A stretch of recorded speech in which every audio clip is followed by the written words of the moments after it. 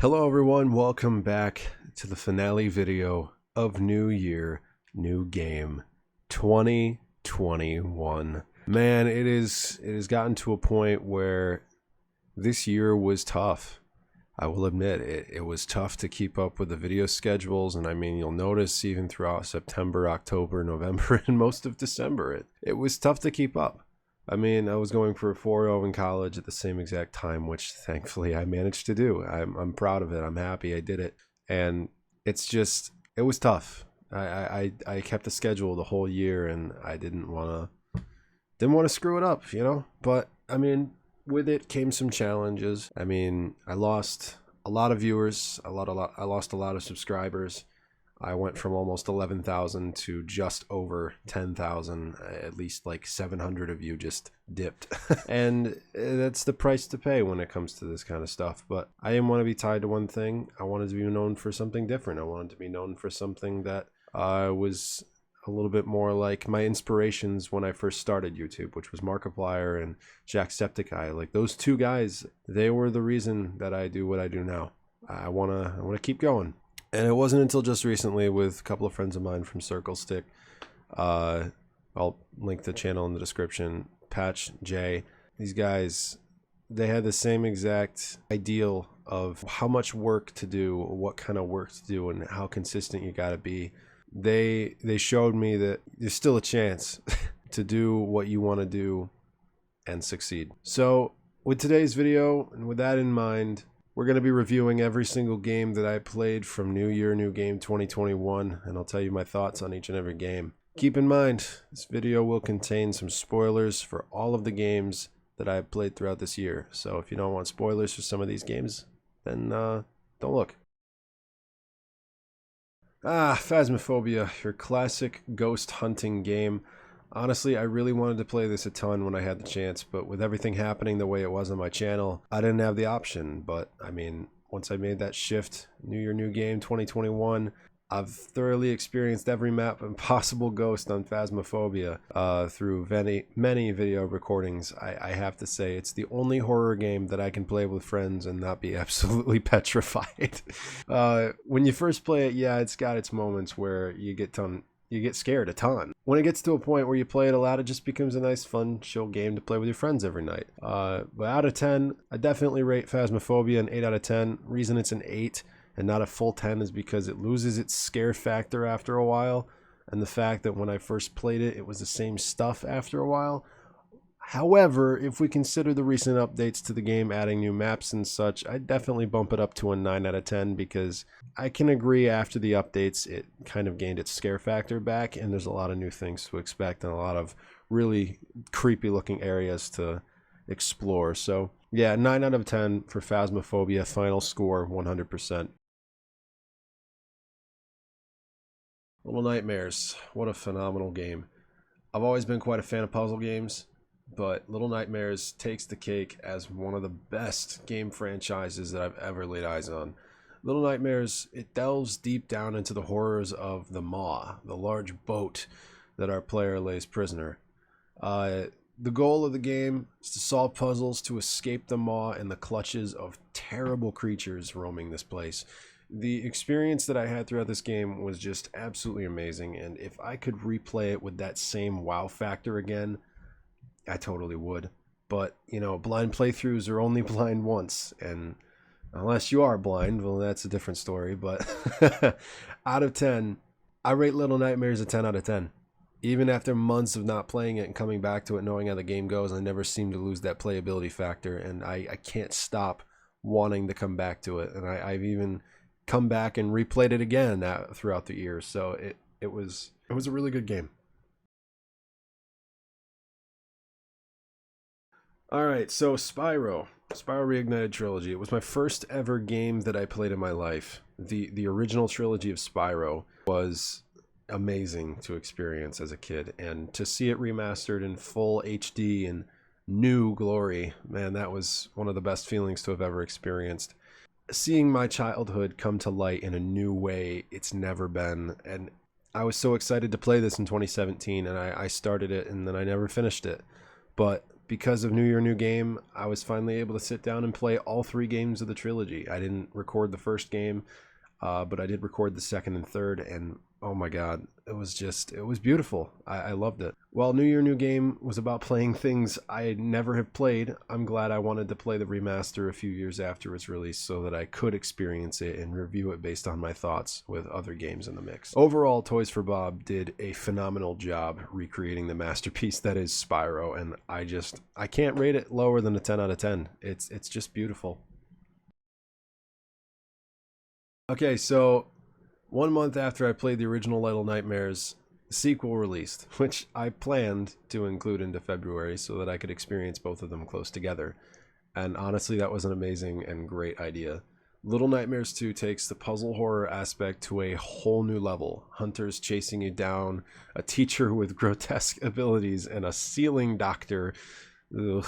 I mean, all to end up with a shocking twist at the end of the game. The story took Little Nightmares further than I ever imagined it would, and it blew me away with its ending. Out of 10, I can't rate this lower than a 10 out of 10. Again, like, still to this day, I will be a massive fan of the franchise, and hopefully somehow they end up making more. But for the foreseeable future, unfortunately, we may not see any more Little Nightmares. So the memories we have of it now will have to last. Oh, who doesn't love sailing on the 7 seas as a pirate, stealing loot from islands, other pirates, and uncovering the deepest and darkest secrets, all while a giant flaming skull attacks you from an overhead view with ghost ships? No? Just me? Okay. The fact that I was able to play this game with my high school friends, the same group that I played Phasmophobia with, it just made this experience so much better. The random glitches we found from time to time with boats and Jared flying up into the sky with the Kraken and suddenly escaping its clutches, and it made the experience so much more enjoyable. I will admit, sometimes the game got a little annoying. No ability to avoid griefers. Please add a custom match option where we still get loot. Oh, but I have to say, out of 10, I rate Sea of Thieves a 7 out of 10. Docking off major points for the griefing constantly and having to waste time doing the same stuff over and over again while recording was kind of annoying, but it was a fun game, and I really enjoyed it. Okay. Minecraft, our favorite world of pixelated wonders, the game where you can create whatever you want, whenever you want, survive, create, or go on an adventure. The choice is yours. And what did I do? I built a small house, farmed out diamonds, and made YouTube videos. Now, like I said, New Year, New Game was about playing games that I'd never played, and I used a bit of a loophole for this highly requested game. Everybody wanted me to play Minecraft out of my Discord server. A lot of people wanted me to play it, and I thought, well, how can I include this even if I've played it?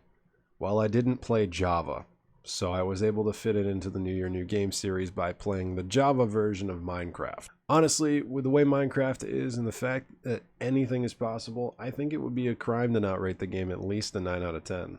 Overall, the solo experience is far from enjoyable in my eyes, and I would definitely prefer to have friends to tag along with and play it with. But honestly, I give it a 9 out of 10 because it's still a great game to play in your free time, and I still play it to this day, even the months after playing it. Oh man, what a game. It definitely caught my interest as a game similar in playstyle to that of Little Nightmares, but the story mode of Inside was just weird. I still don't understand fully what in general the game was trying to explain when I played it. It's just, play as a kid, escape these people for some reason that want to kill you, all while breaking into an even more guarded place by those same people who want to kill you, and genetically enhanced a ball of people. Overall, I kind of rate the game a 6 out of 10. Enjoyable, very much, but that's what gives it most of its points. The other 4 points I docked off because there's very little idea on how to progress, which caused me to be stuck on a lot of puzzles for hours and no hints, and the story just, there wasn't one. So, I don't know. I enjoyed it, but I didn't really think it was the best game. As a man with a nostalgic gaming past, Kingdom Hearts unfortunately was never a game I managed to get or play throughout my childhood, even though it was one of the most prominent ones for a lot of people my age to have played. Even as a console gamer, I didn't experience it. But when I heard it was coming to the Epic Store at the end of March, I had to get it. So I started off with the very first game, Kingdom Hearts Final Mix. The first of the series showcased the start of our main character Sora and his journey across worlds he never knew existed, all while accompanied by Goofy and Donald, classic Disney characters. I have to say, out of all the time I put into this game, with errors in the game causing save spots to not, save, and with the fact that it's very grindy and even less, hey, here's what you have to do next, I didn't have an enjoyable time as I thought I would. I see all of my friends playing Kingdom Hearts saying it's an awesome game, and maybe I just need to try it out a little more and see how far I can get with a little help from my friends. But overall, at this moment, I give Kingdom Hearts also a 6 out of 10. I know the potential to enjoy it is there, but with little to no idea on how to progress, it just makes it very difficult. So in terms of video recordings, I'm probably not going to continue Kingdom Hearts on video, but I will be trying to finish out Kingdom Hearts, the entirety of the Final Mix game. It's just, I'm going to do it with friends this time, and I'm going to see if I can get some help to understand how this game works. What can I say?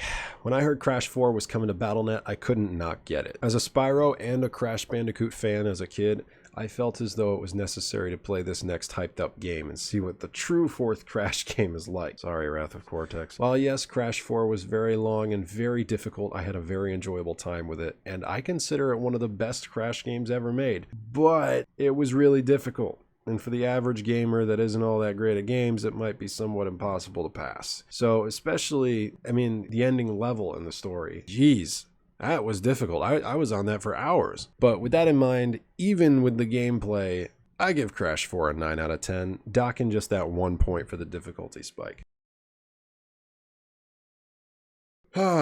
As my first ever Resident Evil game that I ever played, this one made me very interested in the rest of the Resident Evil series. I looked up the story beforehand on Resident Evil Biohazard to get a basic idea of the game ahead of time, and it just made me all the more excited to see what stemmed from it. But I have to say, between the well-known Lady Dimitrescu and the fan favorite Heisenberg, Resident Evil Village was by far one of the best games I played this year.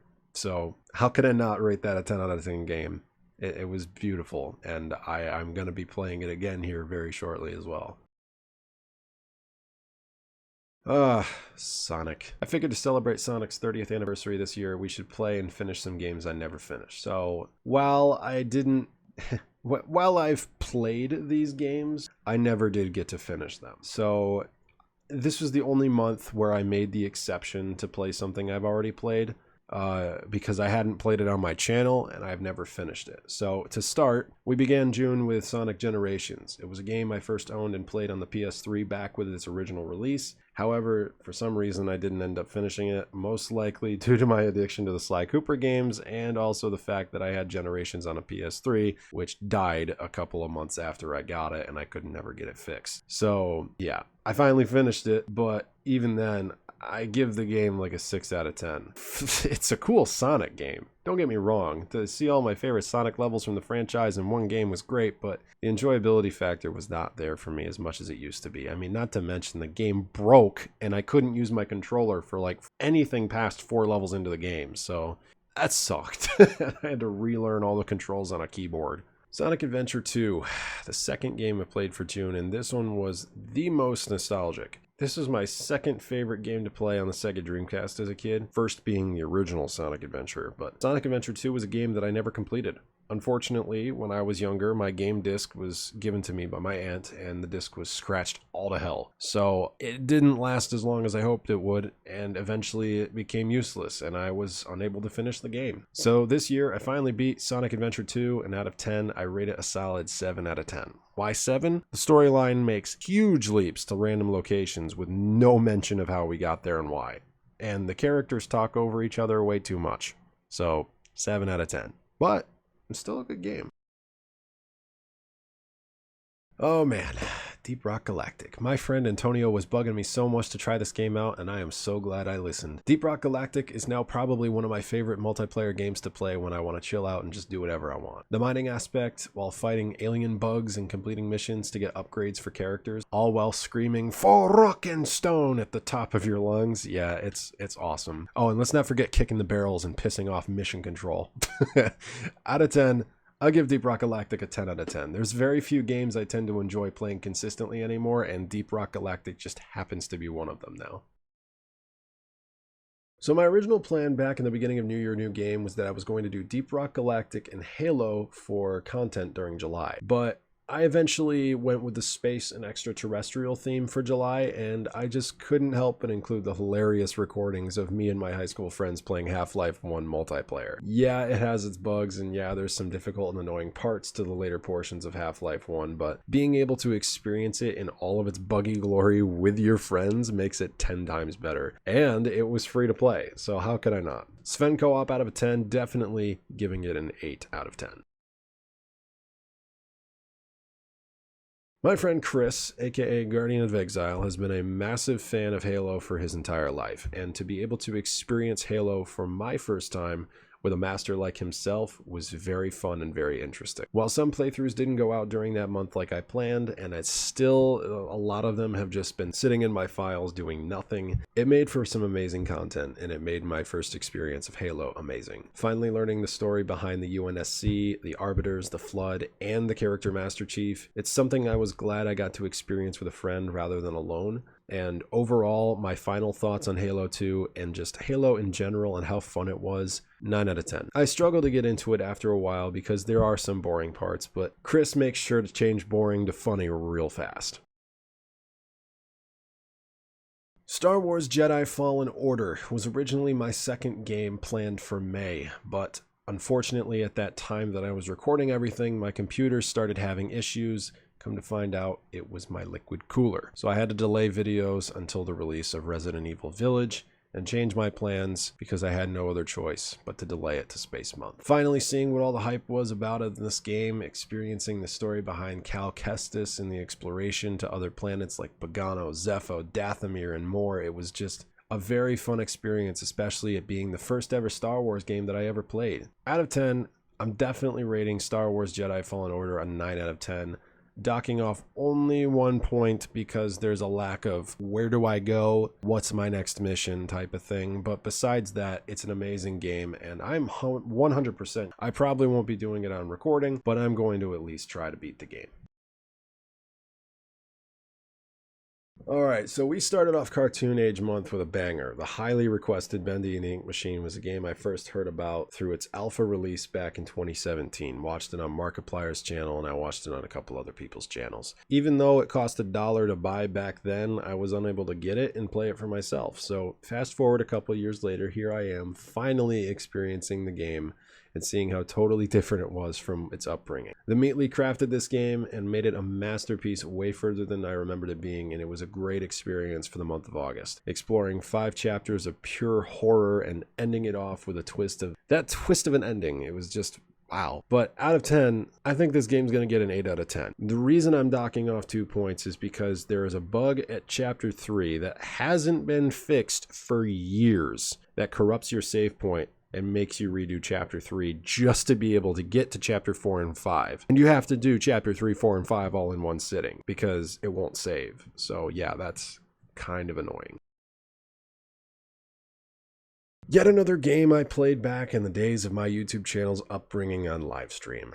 And yet another game that I used the loophole for so I can include it in New Year, New Game. SpongeBob's Rehydrated Remaster came out in 2020, and I bought it around that time so that I could play it for YouTube content. But unfortunately, I never did, and it just sat there in my Epic store for a while. So I waited to include it into this year's New Year, New Game. The Battle for Bikini Bottom remaster honestly is beautifully crafted, and it keeps all the nostalgic parts of the original game. The voice actors remain the same, which is something Spyro didn't do, and they even made all the characters animate when they talk. It's a nice change, honestly, but the multiplayer thing is a little, you know, why did we need this? I don't get it, but overall, Battle for Bikini Bottom remaster, in my eyes, it gets a solid 10 out of 10. I wouldn't dock off any points, even if I experienced game-breaking bugs, which thankfully I didn't.